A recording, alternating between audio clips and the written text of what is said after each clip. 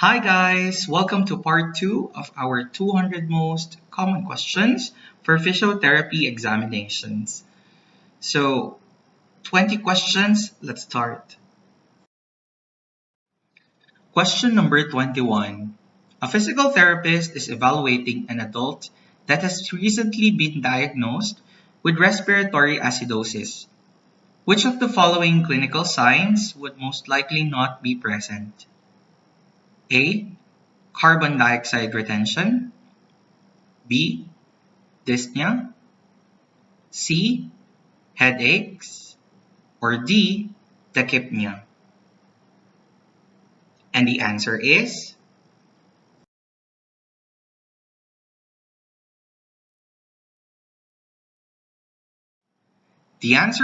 letter D. Tachypnea. Let's go to the next question. Question number 22. A physical therapist is caring for an adult that has recently been diagnosed with respiratory alkalosis. Which of the following clinical signs would most likely not be present? A. Anxiety attacks. B. Dizziness. C. Hyperventilation, cyanosis. Or D. Blurred vision. And the answer is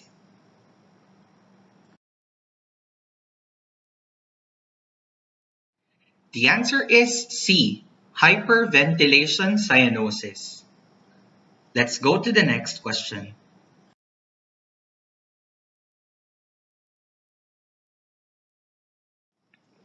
Question number 23.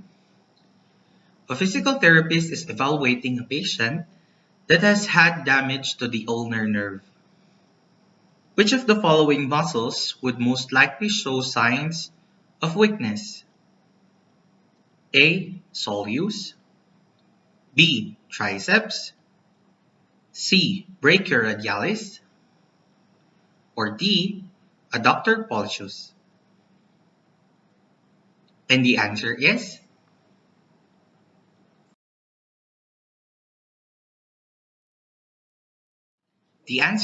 letter D. Adductor pollicis. Let's go to the next question. Question number 24. A physical therapist is reviewing a patient's medication list. The drug pentoxifylline is present on the list. Which of the following conditions is commonly treated with this medication? A. COPD. B. CAD. C. PVD. Or D. MS. And the answer is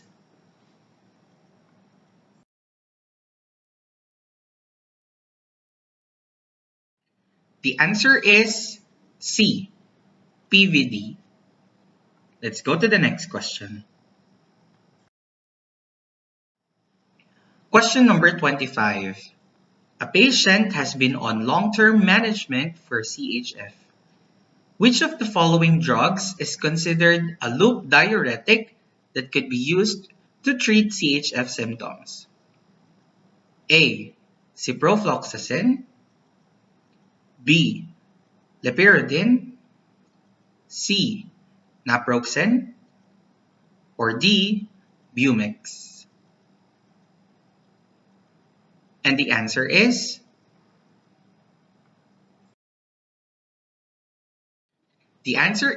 D. Bumex.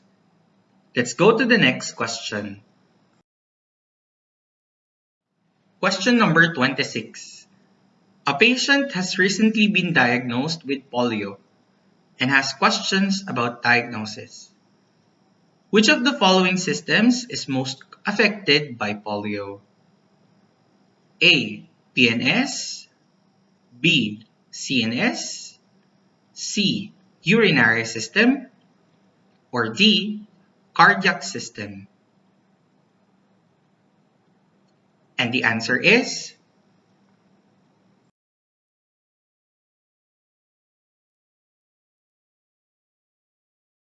B. CNS. Let's go to the next question. Question number 27. A physical therapist is educating a patient about right-sided heart deficits. Which of the following clinical signs is not associated with right-sided heart deficits? A. Orthopnea. B. Dependent edema. C. Ascites. Or D. Nocturia. And the answer is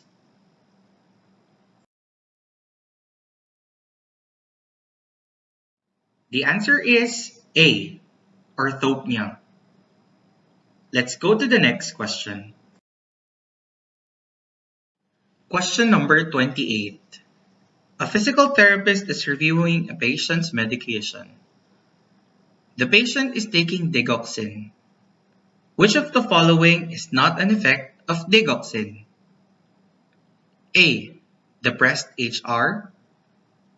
B. Increased CO. C.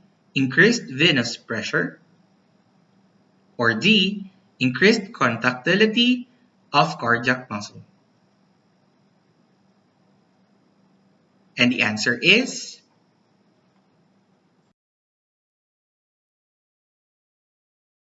C. Increased venous pressure. Let's go to the next question. Question number 29. A patient's chart indicates that the patient is suffering from digoxin toxicity. Which of the following clinical signs is not associated with digoxin toxicity? A. Ventricular bigeminy. B. Anorexia. C. Normal ventricular rhythm. Or D. Nausea. And the answer is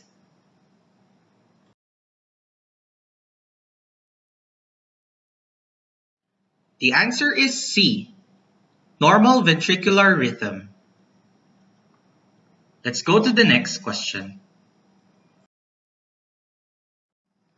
Question number 30. Which of the following is the key risk factor for development of Parkinson's disease dementia? A. History of strokes. B. Acute headaches history. C. Edwards syndrome. Or D. Use of phenothiazines. And the answer is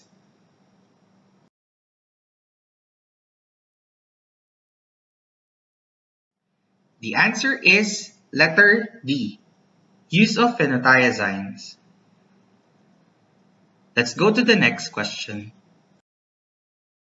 Question number 31. Overload principle is used to enhance physiologic improvement and bring about a training change. Which is the correct statement regarding overload principle? A. The appropriate overload for each person can be achieved by manipulating combinations of training frequency, intensity, and duration. B. Specific exercise elicits specific adaptations, creating specific training effects. C. A cardiorespiratory training effect can be achieved at a rating of somewhat hard or hard. Or D. Training level of or target heart rate can be established at 70% of maximum to increase aerobic capacity. And the answer is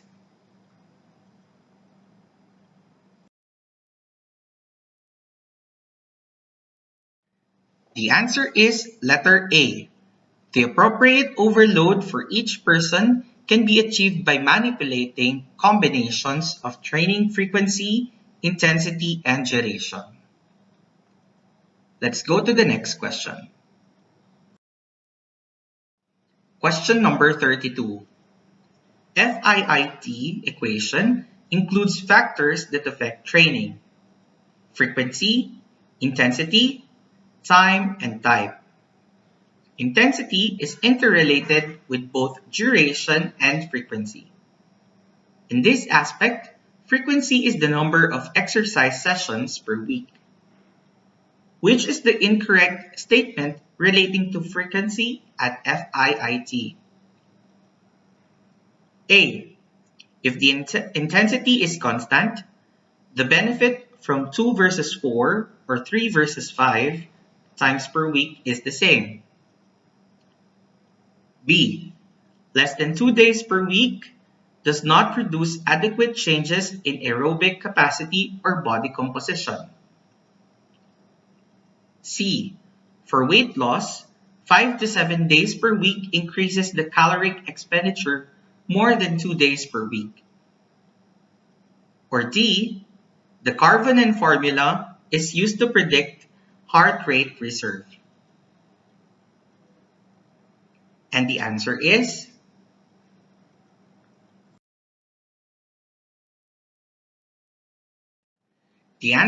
letter D. The Karvonen formula is used to predict heart rate reserve. Let's go to the next question. Question number 33. Skeletal system is the biological system providing support in living organisms. It is a rigid framework that provides protection and structure in many types of animals as well as living beings, particularly those of the phylum Chordata and of the superphylum Ecdysozoa. It changes with approximate varying age. Which is the true statement among the following? A. Increase in bone mass and density. B. Cartilage becomes strong and defragment occurs. C. Bone marrow increases with red blood cell production. Or D. Ligaments and bones become weak and susceptible. And the answer is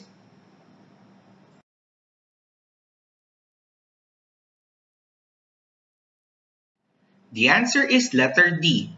Ligaments and bones become weak and susceptible. Let's go to the next question. Question number 34.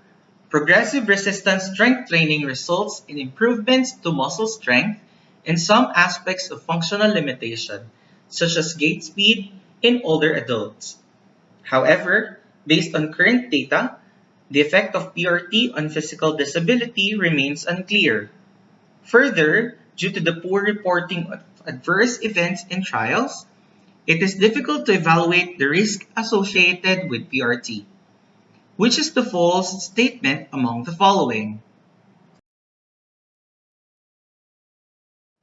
A.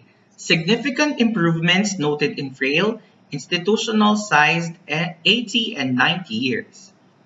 B. Improvements in strength correlate to improved functional abilities.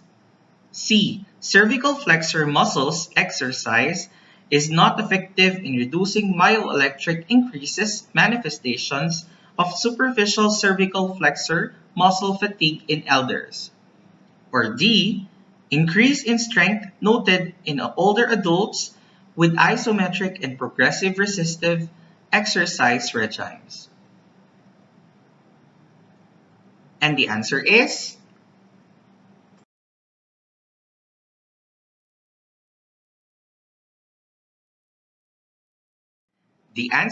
letter C. Cervical flexor muscles exercise is not effective in reducing myoelectric increases, manifestations of superficial cervical flexor muscle fatigue in elders. Let us go to the next question. Question number 35. Brain morphology contribute to the significant association between the incidence of schizophrenia, increased left or mixed-handedness, reduction in cerebral asymmetry, and anomalies. Studies have shown that prenatal stress in elders can mimic these developments and behavioral alterations. They show a reduced propensity to social interaction increased anxiety, or novel situation. Which is the false change among the following? A. Behavioral abnormalities occurs due to intervertebral discs flatten, less resilient due to the loss of water content and loss of collagen elasticity. B. Generalized cell loss in cerebral cortex, especially frontal and temporal lobes, association areas. C. Presence of lipofuscins, senile or neuritic plaques, and NFT. Or D. Decreased cerebral blood flow and energy metabolism. And the answer is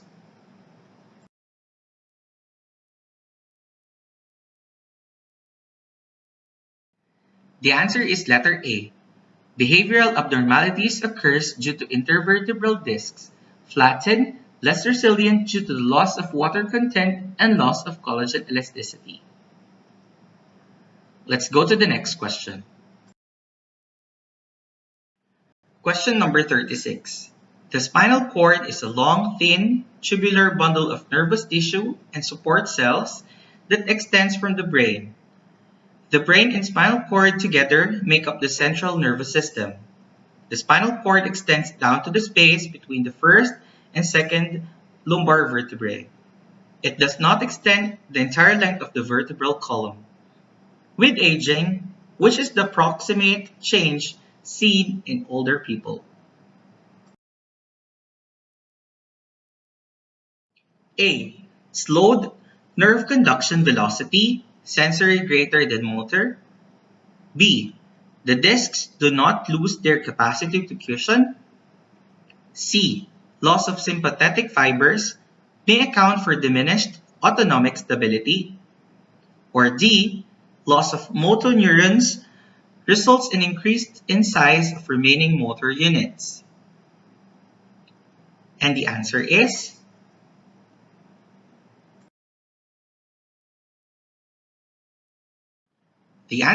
letter A.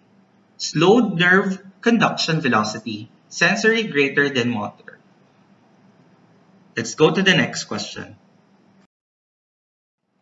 Question number 37. Tremor is caused by abnormalities in areas of the brain that control movement and does not occur as the result of disease. It is involuntary trembling involving a certain part of the body. Essential tremor is the tremor that occurs with purposeful movement. Incidence is highest in people over the age of 60, which is a false statement about tremor found in the elderly people above the age of 60. A. Benign, slowly progressive. In late stages may limit function. B. Isolated symptom, particularly in hands, head, and voice. C. Characterized as postural or kinetic, rarely resting. Or D. Do not get worse with stress, caffeine. And the answer is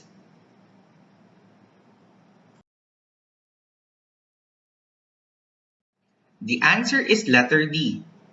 Do not get worse with stress, caffeine. Let's go to the next question. Question number 38. Treatment may not be necessary unless the tremors interfere with your daily activities or cause embarrassment. Treatment depends on the cause. Tremors caused by a medical condition such as hyperthyroidism will likely get better when the condition is treated, which is the incorrect statement to treat tremors. A. Improve health, diet, smoking cessation. B. Correction of medical problems, improve cerebral blood flow. C. Avoid propanolol or primidone. Or D. Allow for increased cautionary behaviors, provide adequate explanation, demonstration when teaching new movement skills. And the answer is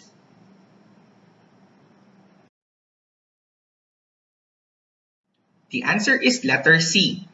Avoid propanolol and primidone. Let's go to the next question. Question number 39. Essential tremor is characterized by shaking during movement. The symptoms of Parkinson's disease include involuntary shaking at rest, muscle stiffness, and freezing. Parkinson's disease is caused by a deficiency of the brain chemical dopamine, which is necessary for smooth and controlled muscular movement, which is not an appropriate movement of tremor in elderly. A. Both reaction time and movement are increased. B. Speed and coordination are decreased, increased difficulties with fine motor control. C. Gait abnormalities and excellent mobility. Or D. Complicated movements require more preparation, longer reaction, and movement times. And the answer is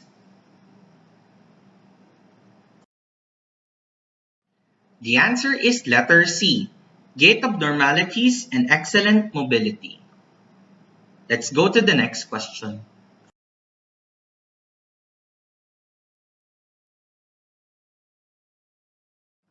Question number 40. The brain and nervous system receive input from the body parts as well as from the outside world. The central nervous system is also a means of transmitting messages throughout the body and functions somewhat like a computer system. The messages are transmitted, however, affect functions such as muscle movement, coordination, learning, memory, emotion, behavior, and thought, which is not an age-related change in the elder's sensory system. A. Person needs more light to see. B. Strained social interactions. C. Leads to decreased functional mobility, risk of injury. Or D. Leads to sensory deprivation, isolation, disorientation, confusion, appearance of senility. And the answer is